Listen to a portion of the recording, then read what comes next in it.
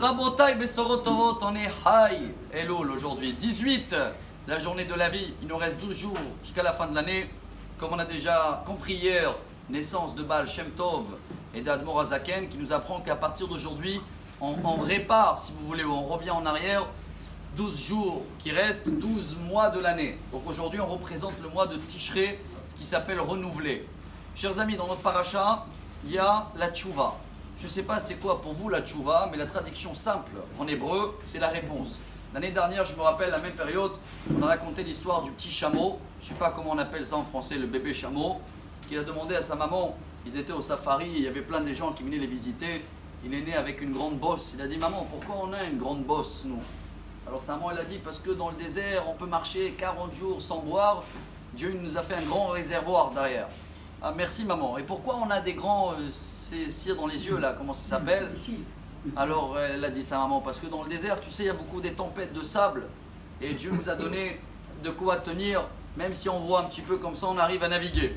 Et maman, pourquoi on a des pieds avec des sabots comme ça, larges? Mon fils, on marche dans le sable et c'est compliqué. Le fils, il a dit, je ne comprends pas avec tous ces cadeaux là que Dieu nous a donnés. Alors qu'est-ce qu'on fait dans le safari? On devait être dans le désert. La maman, elle n'avait pas de réponse. Ça s'appelle quand il n'y a pas de tchouva. Chers amis, dans la psychologie, je vais dire juif, il y avait trois grands exemples. Il y a le premier, Sigmund Freud, tout le monde connaît, il y a 80 ans. Pour lui, c'était quoi la tchouva? La réponse à la vie. Pourquoi on vit?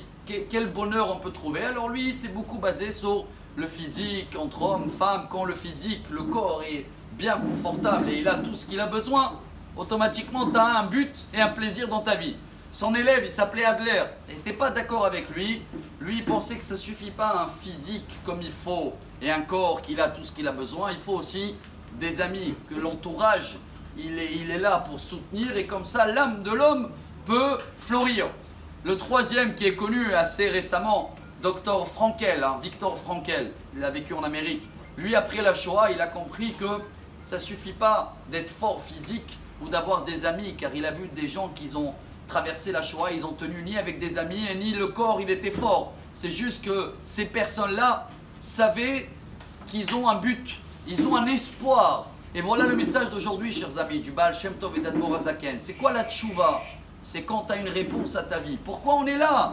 Pourquoi on est là? Si c'est pour manger, et pour boire, et pour bien dormir, les animaux, ils ont la même chose. Alors pour quelle raison on est venu dans le monde? Pourquoi Dieu nous a donné la façon de penser et parler? Si on a une réponse à ça, ça s'appelle une tchouva. Alors que chacun de nous médite sur tout ce qu'on a fait dans l'année en arrière. On a fait beaucoup comme les animaux, dans ce cas-là, on est pareil comme eux. Quel est le plus? Pourquoi Dieu nous a amenés dans ce monde? Et si on arrive à comprendre ce but et réparer ce qu'on n'a pas fait dans la connexion avec Dieu et servir les gens autour de nous, voilà la chassidoute, voilà la tchouva. Et j'espère que Bezrat Hashem, grâce à ça, on va sortir très vite de safari et on va retourner dans le désert comme le petit chameau pour recevoir la Torah, renouveau comme le mois de Tishré. Le chauffard du jour.